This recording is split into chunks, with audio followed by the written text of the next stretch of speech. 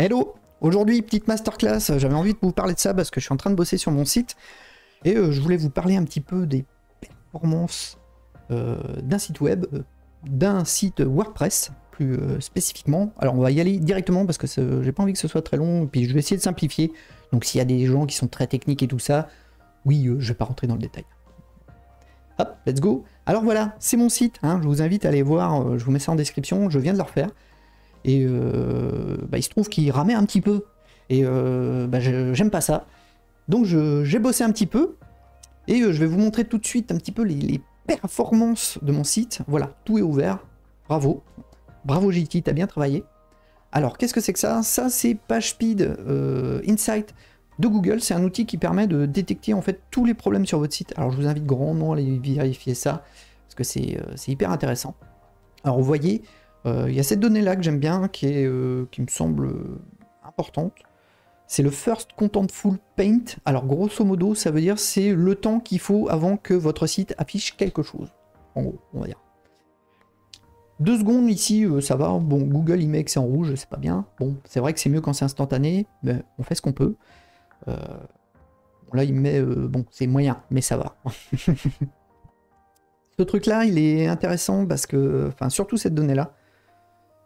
Parce que ça veut dire que au bout de 2 secondes, l'utilisateur il voit qu'il se passe quelque chose. Vous voyez, même si derrière il y a d'autres choses à charger, il y a plein de choses à charger, bah, il voit que ça a avancé quand même. Et c'est hyper important. Et 2 secondes, c'est déjà pas mal. Hein. Alors, je vais être direct avec vous. Hein. 90% des sites sur Internet sont optimisés avec le cul. Hein. on va utiliser les bons termes. Et c'est justement là où si vous êtes dans un secteur professionnel concurrentiel, bah, c'est hyper intéressant en fait d'avoir un site optimisé. Alors moi, voilà, c'est un blog perso, j'ai vraiment fait ça pour ma culture. L'outil PageSpeed Insight, il est bien parce qu'il va vous détailler tous les problèmes de votre site. Alors vous voyez, alors je crois que c'est les CSS, ouais voilà c'est ça. J'ai plusieurs CSS qui sont chargés sur mes pages. Il y a un JavaScript et tout ça. Et vous voyez, il me donne le détail. Il me dit, regarde ce fichier-là, il pèse tant, ça met tant de temps à charger. Alors peut-être que j'aurai des choses à optimiser avec ça. Et il y a même un lien direct, on peut aller voir le fichier, voilà, qu'est-ce qui se passe, pourquoi il est lourd, machin. Donc ça, c'est vachement bien. Vous avez tous les détails. Hein. Je vais pas tout vous détailler, tous les trucs. Il y a vraiment tous les... Ça peut être d'une image un peu trop lourde, un JavaScript qui met du temps à charger, etc. etc., etc. Allez voir, utilisez cet outil, prenez le temps de corriger chaque point et vous allez performer un peu mieux. Voilà, on va faire ça simple. Alors, moi j'utilise WordPress. Moi je suis team plugin parce que j'estime ne pas être un développeur. Alors effectivement, dans l'idéal, si vous pouvez développer vos propres trucs maison, c'est génial. Bon, la réalité c'est que même, surtout en entreprise d'ailleurs, on n'a pas le temps. Parce qu'il faut maintenir ces plugins à jour, il faut s'assurer que la sécurité est toujours au top, le code évolue, hein, il peut y avoir des mises à jour de PHP, des trucs comme ça, il faut être sûr que ça fonctionne toujours bien, bon, etc. etc., etc. Bon, moi, je m'en remets aux développeurs de plugins, donc j'ai choisi ça. Et voilà, je préfère avoir un petit plugin qui fait pas grand chose, mais qui le fait bien et qui sera jamais cassé en gros. Parce que c'est pareil, vous pouvez ajouter du code dans votre thème, machin. Bon, le jour où il faut mettre le thème à jour, est-ce qu'on va se rappeler qu'on avait rajouté un petit bout de code, tout ça, machin? Voilà. Par expérience, je me suis tourné vers les plugins, vous faites ce que vous voulez. Moi, c'est ce que je fais. Alors, le premier plugin que j'utilise pour l'optimisation, c'est Disable and Remove Google Font, parce que j'utilise pas les polices Google, et je vous invite à pas le faire. Voilà, on va être direct. Parce que, effectivement, Google met à disposition des polices d'écriture. Le problème, c'est que ces polices d'écriture elles vont être chargées sur les serveurs de Google. Alors, ça pose aussi des problèmes de confidentialité, parce que Google, il met pas ça à disposition pour nous faire plaisir, hein, c'est aussi pour gratter de la data. Ça peut poser des questions de confidentialité, surtout si vous voulez être conforme au RGPD. Ça peut être un truc, voilà. Ah bah c'est marqué, vous voyez. GDPR friendly.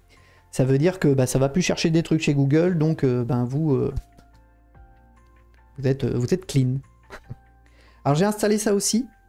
Disable XML RPC API. Alors, le XML-RPC, ça permet, grosso modo, vous pouvez utiliser un logiciel extérieur à WordPress pour publier des articles sur votre blog ou votre site. C'est un protocole ouvert et libre qui est super bien, il n'y a pas de souci. Le problème, c'est que sous WordPress, c'est utilisé à des fins un petit peu malveillantes. Il y a des robots qui tentent de publier des trucs en passant par ce protocole-là. Alors, j'ai subi une attaque comme ça. Et du coup, ça faisait beaucoup ramer mon serveur. Parce que le robot essayait de publier 4-5 articles en même temps. Et bon, ça marchait pas. Mais ben, il faisait plein de requêtes. Et ça faisait ramer mon serveur. Du coup, ça désactive cette option. Et bon, bah voilà. Si vous n'utilisez pas XML-RPC, désactivez-le. Hein. Il est possible de le faire avec le code. Moi, j'ai mis un plugin. Voilà, ça, je suis tranquille. Image Quality. Alors ça c'est pareil, hein, ça c'est 2 lignes de code dans un fichier thème, hein, si vous voulez, dans fonction.php, vous pouvez faire ça. Hein. Mais moi j'aime bien parce que voilà, c'est dans mes options de médias, ça me rajoute un petit champ qui me permet de choisir le taux de compression de mes images JPEG. Par défaut, WordPress c'est 90%, enfin 10% de compression, ce qui est pas mal, ça permet d'avoir une belle qualité et puis des images pas trop lourdes. Moi j'aime bien mettre 15% de compression parce que je trouve que c'est le bon compromis entre la bonne compression et l'image pas trop dégueulasse. Voilà. Après c'est un choix. Ça c'est hyper important et ce plugin il est génial parce que c'est aussi toutes les miniatures qui vont être générées par WordPress qui vont avoir ce taux de compression là.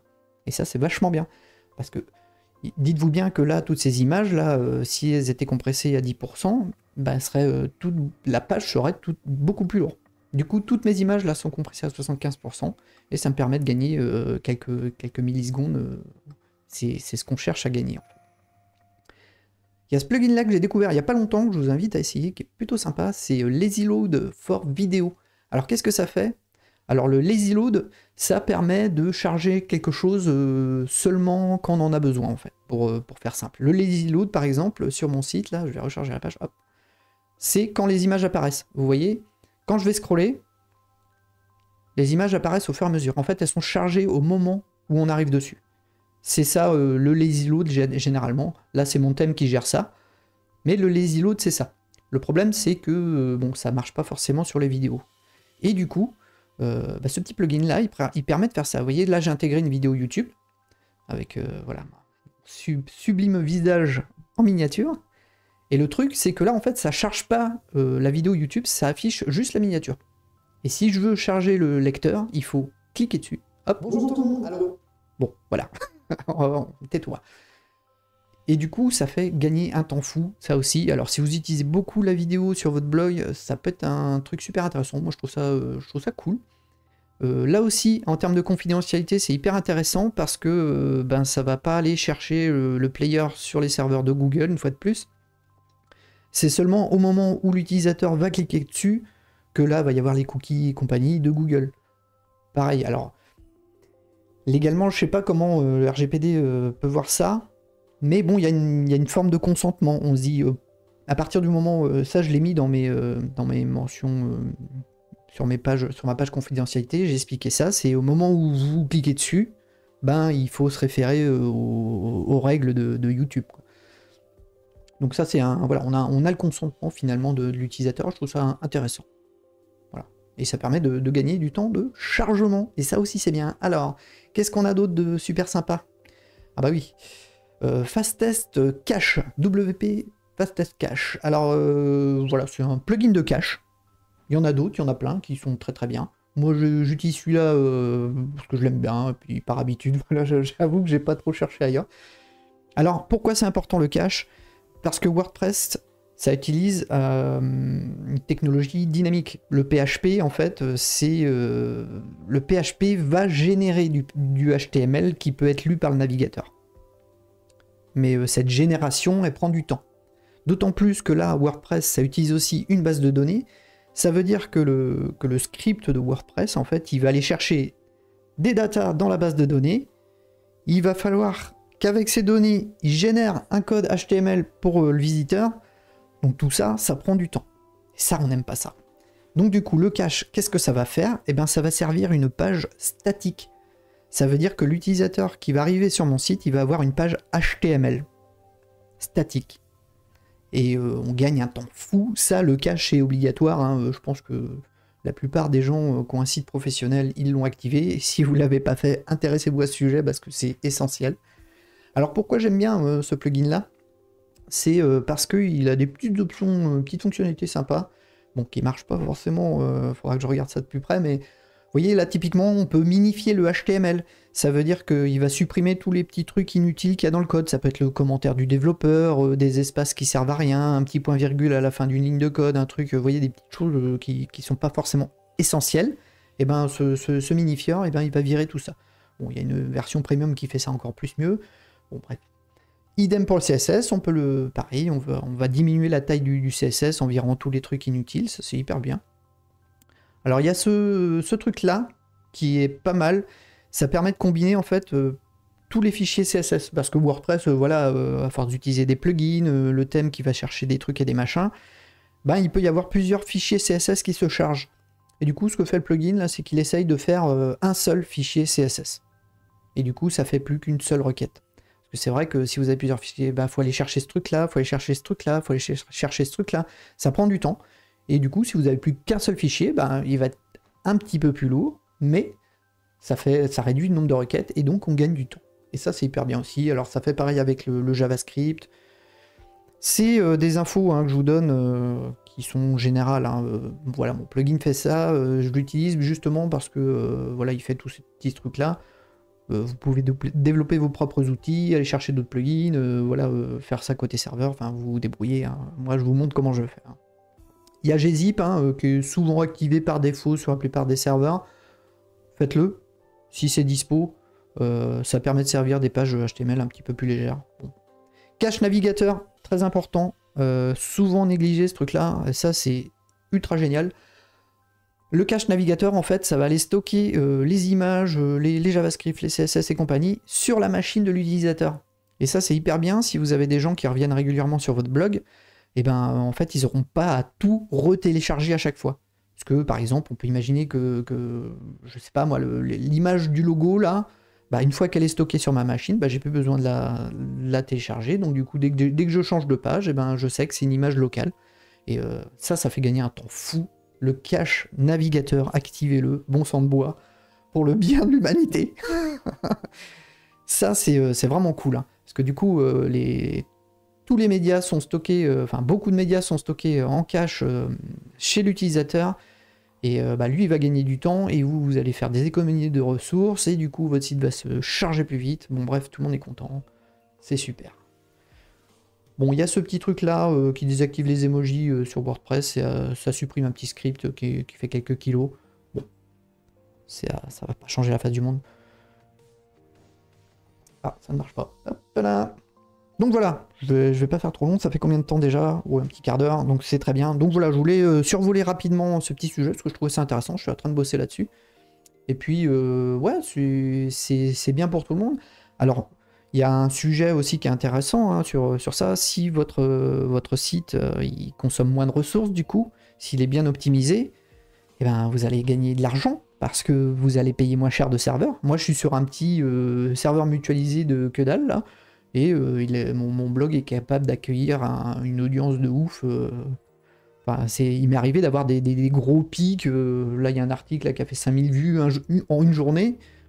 Bah, mon petit serveur mutualisé, si j'avais pas mis de cache, si j'avais pas optimisé, il serait tombé, quoi. Hein. Et du coup, c'est hyper cool. Ça permet aussi d'absorber des pics de trafic. C'est super intéressant. Et au-delà du coût, voilà, et tout ça, il y a aussi la consommation de ressources qui permet aussi de produire moins de CO2, mine de rien. Il y a ce truc, je peux vous montrer ça, tiens d'ailleurs, je vais, histoire de conclure sur une petite note positive. Hop là, yes, je l'ai trouvé. Je vais vous montrer ça rapidement pour conclure. Voilà, il y a Website Carbon Calculator qui vous montre si vous êtes un gros pollueur dégueulasse avec votre site ou pas. Et vous voyez là, j'ai fait le test pour mon site et il me dit A+, parce que j'ai bien travaillé. Et là, il me dit que mon site est plus propre que 92% de toutes les pages qu'il y a sur Internet. Vous voyez, je travaille bien. Et c'est pas mal, ouais, ça nous donne une petite note. Vous voyez, la moyenne, elle est là. Elle est... C'est horrible. Et pour les utilisateurs, c'est infernal. Hein. C'est un web qui est lent et c'est nul. Et du coup, vous voyez, hein, honnêtement, j'y ai passé quelques heures et voilà. Il y a une bonne note, j'ai un site performant. Voilà, ça produit 0,08. Bon, voilà, ça donne des petites datas. Bon. En gros, mes 3 arbres que j'ai dans mon jardin, ils compensent. Même si, voilà, c'est pas la solution idéale. Mais les petits arbres que j'ai dans mon jardin, ils compensent ce que produit en CO2 mon petit serveur. Et c'est très très bien comme ça. Donc voilà. Bon, j'espère que ça vous aura intéressé, que c'était pertinent. Voilà, moi j'utilise, c'est ma manière de faire. A priori ça fonctionne bien parce que j'ai des bonnes notes partout. Donc je suis content de moi, je suis très heureux que mon site fonctionne, enfin qu'il ait d'aussi bonnes performances. Voilà. Sur ce, moi je vous laisse là, je vais pas faire trop long. Et puis on se retrouve très prochainement sur Twitch, hein, pareil, je vous mets ça dans le lien en bas, on va jouer au jeu vidéo, et puis ça on va bien rigoler. Allez, à plus!